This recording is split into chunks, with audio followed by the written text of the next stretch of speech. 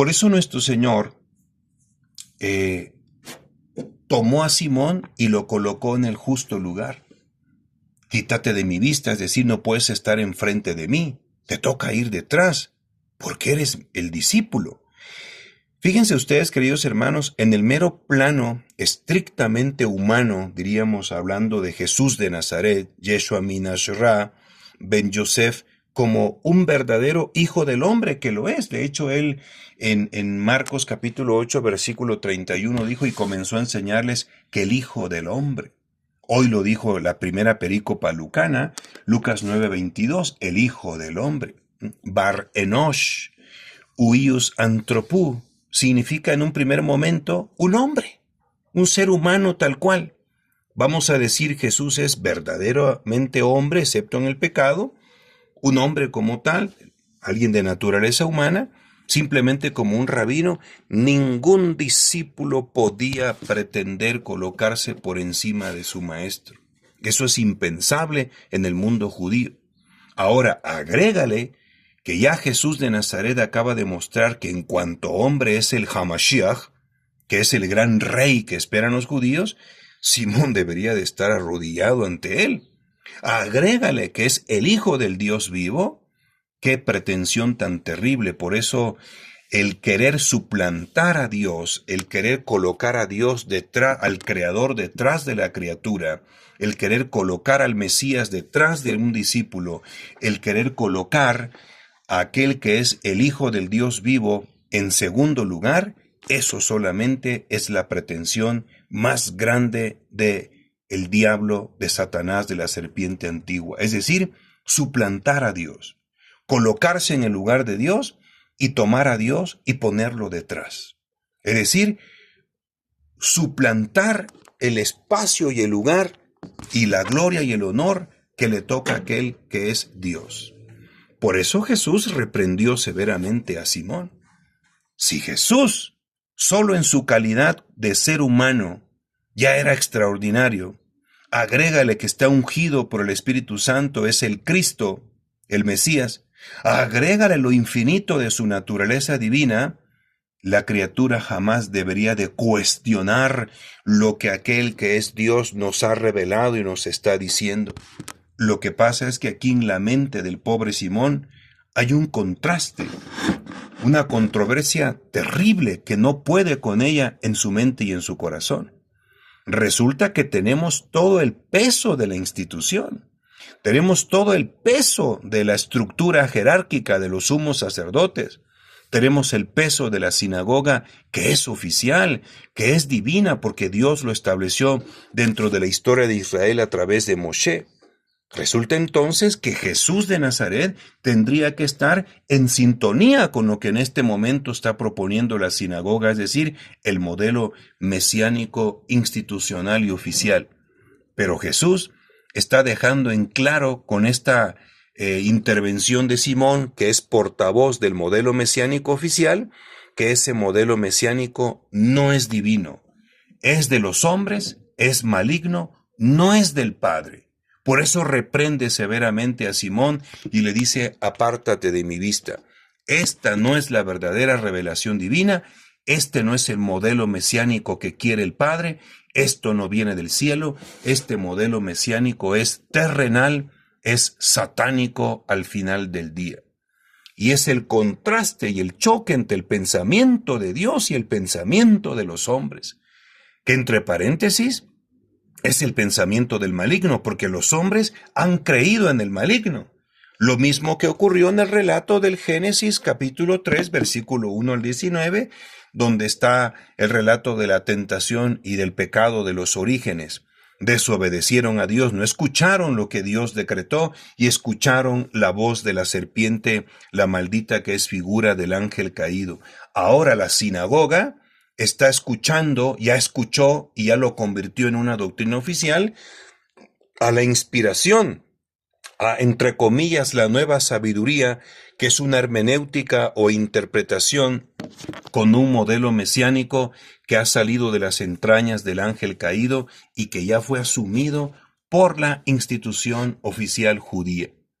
Si ellos hubieran continuado con lo que realmente Dios había revelado en las Escrituras, exactamente como Jesús explicó la hermenéutica un tanto molesto ya resucitado a los discípulos de Maús en Lucas 24-27, y empezando por Moisés y continuando por todos los profetas, les explicó lo que había sobre él en todas las Escrituras.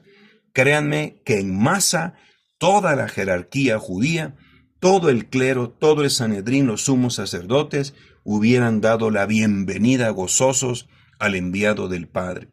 Lamentablemente, ellos habían sido precipitados, es decir, mordieron el anzuelo del espíritu del ángel caído, una hermenéutica errónea, un modelo mesiánico terrenal. Obviamente ese modelo mesiánico terrenal contrastaba frontalmente con el modelo mesiánico de Jesús. Eso significa que la sinagoga judía se había convertido en una sinagoga terrenal, mundana, había traicionado ya el espíritu genuino de la Sagrada Escritura, de lo que Dios había revelado, y esto los llevó a reprobar al enviado del Padre.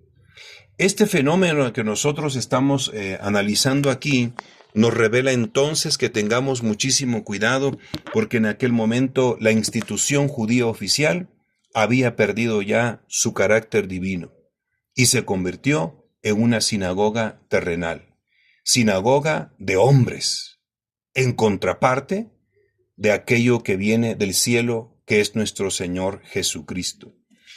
Este principio hermenéutico sirve mucho para el discernimiento espiritual. Hay cosas que son de la tierra y hay cosas que vienen del cielo. Para muchas personas hoy en día, pues no existe el cielo, solamente las cosas de la tierra. Pero el Evangelio es muy claro, existen estos dos planos. Por ejemplo, en el contexto de la controversia, una vez más, entre Jesús de Nazaret y las autoridades judías, la jerarquía judía, a propósito de la discusión en torno a la crítica que él hace en el interior del templo y en el atrio. Marcos capítulo 11, en ese versículo 27, vuelven a Jerusalén, y mientras paseaba por el templo se le acercan los sumos sacerdotes, vean la jerarquía, los escribas y los ancianos, y le decían: ¿con qué autoridad haces esto? ¿O quién te ha dado tal autoridad para hacerlo? Jesús les dijo: os voy a preguntar una cosa, respondedme y os diré con qué autoridad hago esto. ¿El bautismo de Juan era del cielo o de los hombres? Vean qué interrogativa que contiene esta base fundamental de discernimiento espiritual. Hay cosas del cielo y cosas de los hombres. Podríamos decir, lo de arriba y lo de abajo, que es una frase que Jesús mostró a la jerarquía judía en ese capítulo 8 de San Juan, en el versículo 23. Él les decía: vosotros sois de abajo, yo soy de arriba. Vosotros sois de este mundo, yo no soy de este mundo. Como quien dice, la sinagoga judía y toda la jerarquía, todo el clero, los sumos sacerdotes, escribas y fariseos, ya eran de abajo, no en el sentido ontológico nada más, en el sentido locativo. Es decir, Cristo viene del seno del Padre, del cielo, y se encarnó, ahora ya está en el mundo, en la historia humana. No. Mientras que los seres humanos, pues somos de aquí de la tierra, diríamos. No, también tiene un sentido espiritual. Esta estructura judía ya mordió el anzuelo de todo un planteamiento que es del mundo, que es de la tierra. Mientras que Jesús viene del cielo, y por eso lo terrenal, que finalmente es mundano, y el mundo pertenece al maligno, Juan 12:31, lo terrenal termina por rechazar y reprobar lo divino, porque lo terrenal solo quiere afianzar que existe nada más lo terrenal, y rechaza, reprueba e incluso busca destruir, desaparecer aquello que tiene un origen divino. Entonces, esto es muy importante. Hay cosas del cielo, cosas de la tierra, cosas de Dios, cosas de los hombres, que finalmente son cosas del maligno. Por eso es que el sumo sacerdote que estaba en aquel momento en funciones no tenía la capacidad para reconocer que el Hijo del Hombre no solamente era un hombre, sino era el Hijo del Hombre profetizado en Daniel capítulo 7. Y cuando él le interrogó en Marcos capítulo 14, versículo 61, el sumo sacerdote le preguntó de nuevo, ¿eres tú el Cristo, el Hijo del bendito? Y dijo Jesús, sí, yo soy. Y veréis al Hijo del Hombre sentado a la diestra del Padre y venir entre las nubes del cielo. El sumo sacerdote se rasga las túnicas y dice, ¿qué necesidad tenemos ya de testigos? Habéis oído la blasfemia. ¿Qué os parece? Todos juzgaron que era reo de muerte. Este sumo sacerdote era un sumo sacerdote terrenal, mundano, del plano horizontal, anclado y enraizado en el pensamiento de los hombres. Por eso rechazó a Jesús.